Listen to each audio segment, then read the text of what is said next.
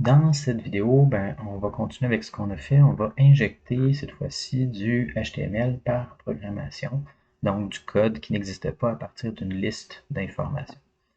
Donc, j'arrive ici, puis on avait fait plein de sélections dans la vidéo précédente. Je vais en garder juste quelques-unes. Moi, ce qui va m'intéresser, c'est surtout le conteneur biblio. J'ai une liste de bibliothèques de Montréal, puis j'aimerais les afficher sous forme de petites cartes dans mon conteneur, dans ma page. Au lieu de bonjour, ça serait liste des bibliothèques. Donc, en faisant ça, je peux sélectionner, j'ai ma liste, puis après ça, je vais pouvoir les injecter là-dedans. Donc, présentement, si je regarde ma page, il n'y a aucun élément à l'intérieur. Si je sélectionne, je vais inspecter, j'ai absolument rien ici. Donc, comment je peux faire? Je vais venir faire des fonctions, pour premièrement. Je vais faire une première fonction qui va s'appeler initialiser. Puis, ça va être cette fonction-là qui va servir à démarrer le code de ma page. Donc, vous devriez avoir tout le code qui n'est pas une variable globale devrait être à l'intérieur d'une fonction, puis devriez avoir une seule exécution qui démarre le code. C'est beaucoup plus simple, et c'est beaucoup plus solide. Ensuite, ce qu'on va avoir besoin dans ce cas-ci, on va avoir besoin de afficher la liste. Comme ça. Puis, on va avoir besoin d'une fonction injecter info. Donc, on se rappelle que les fonctions, normalement, on veut avoir un verbe d'action dans nos fonctions. Puis, il faut que ça soit le plus simple possible. On est mieux de faire plus de petites fonctions. C'est plus facile à déboguer qu'une immense fonction qui contient 6000 lignes. C'est pour ça que j'ai séparé en 3 petits morceaux. Afficher ma liste, je vais aussi passer ma liste de bibliothèques éventuelles.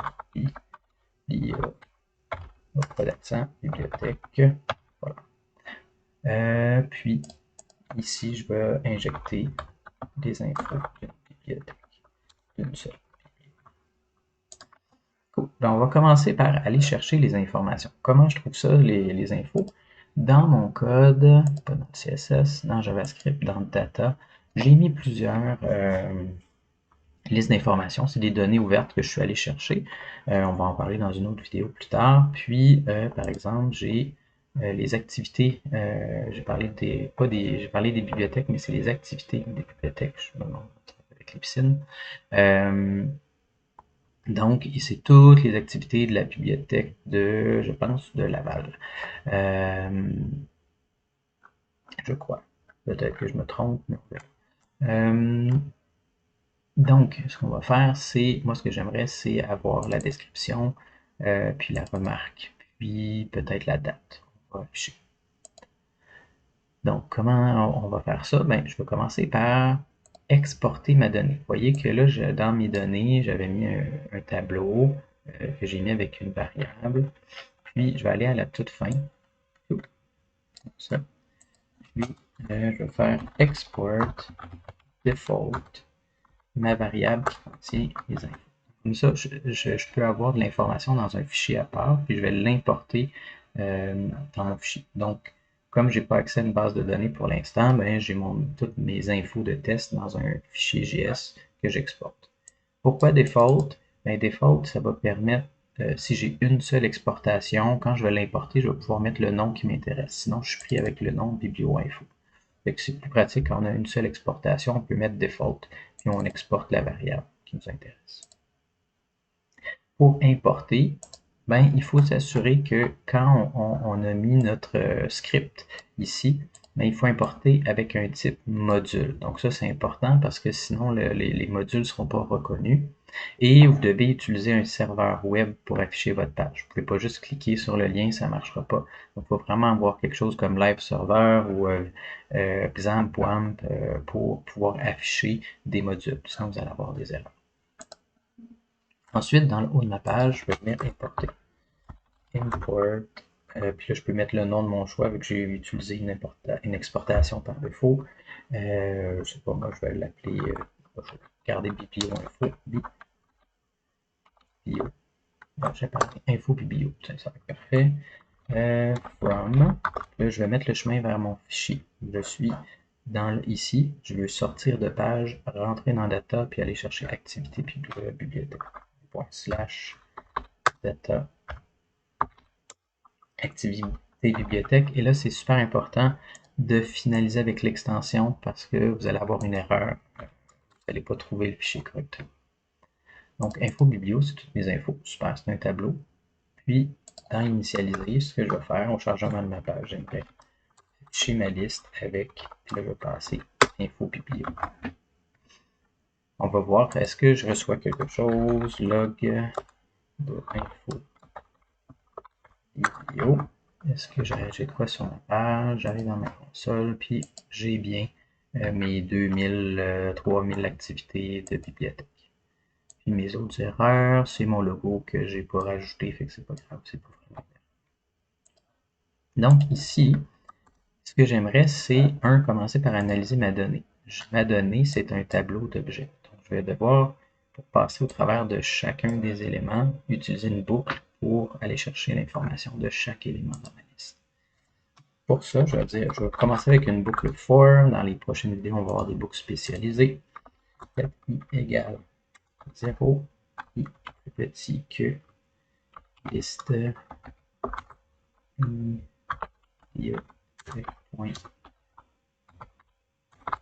length. Pour chaque élément, je vais passer à l'intérieur. Je vais récupérer l'élément courant. Égale à liste bibliothèque. Crochet I.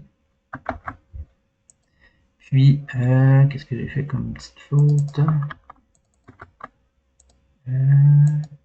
Super. Je pense que j'avais fait une petite faute de frappe. Puis, à ce moment-là, j'aimerais injecter avec l'élément.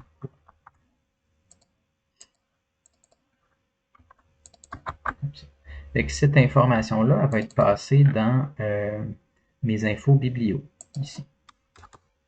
Donc, vous voyez, ça fait des petites fonctions, mais qui sont faciles à débugger. Je pourrais dire debugger ici, ça va arrêter l'exécution de mon code.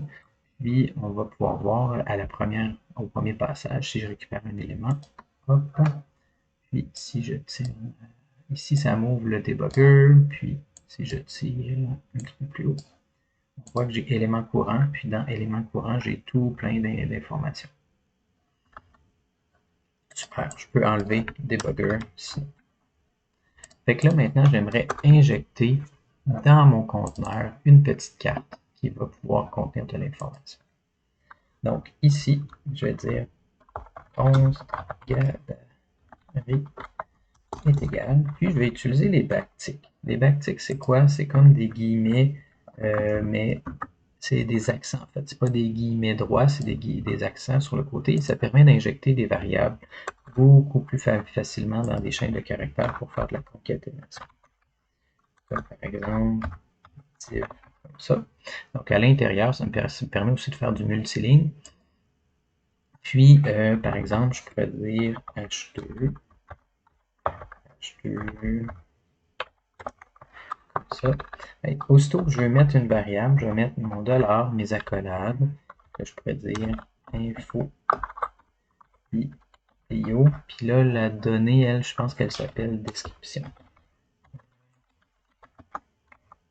Si je regarde, je ne l'ai pas gardé, activité bibliothèque, une description complète. Voilà. Description complète. Là, il y a un tiret. Là, c'est un peu embêtant, c'est pas moi qui ai formaté les données.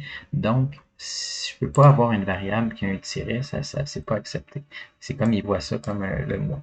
Dans ce temps-là, ce que je peux faire, si j'ai une clé dans un objet qui n'est pas la correcte, je peux utiliser la nomenclature par crochet, puis venir m'assurer qu'il n'y a pas d'espace, venir l'utiliser avec une clé de cette manière-là, ça va être plus facile. On va commencer avec ça, ça va être en masse, puis Du coup, moi, ce que j'aimerais, c'est injecter ça dans le conteneur biblio. Conteneur biblio. Insert adjacent HTML. Puis là, ça permet d'injecter du texte à l'intérieur du HTML. Puis, je peux dire la position. Donc, avant la balise de fin. Donc, comme dernier enfant de mon conteneur. Before end. Là, je veux passer mon texte gabarit.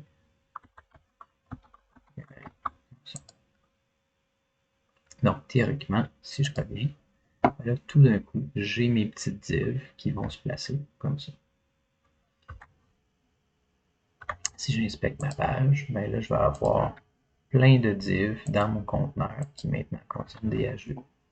Quelle autre information je pourrais avoir? Ben, je pourrais aller chercher la remarque. Ça ici. Là, je pourrais mettre H3.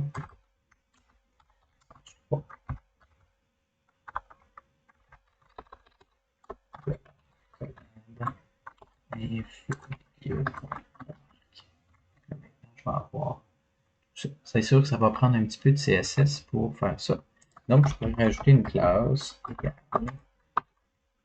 Puis là, je pourrais mettre carte. Puis, je vais aller dans mon CSS.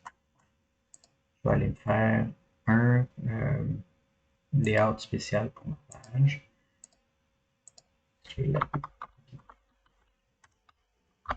biblio.css. Puis, par exemple, je pourrais dire tous les éléments qui ont la classe carte biblio. On peut avoir un padding avec ma variable de spacing médium. Puis, comme je viens de rajouter un nouveau fichier CSS, je vais aller dans Style. J'ai mis ça dans Layout.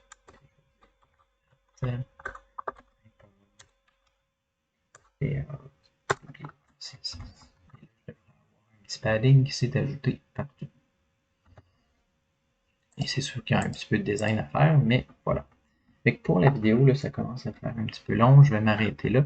Puis dans la vidéo suivante, on va voir comment on peut ajouter un écouteur d'événements.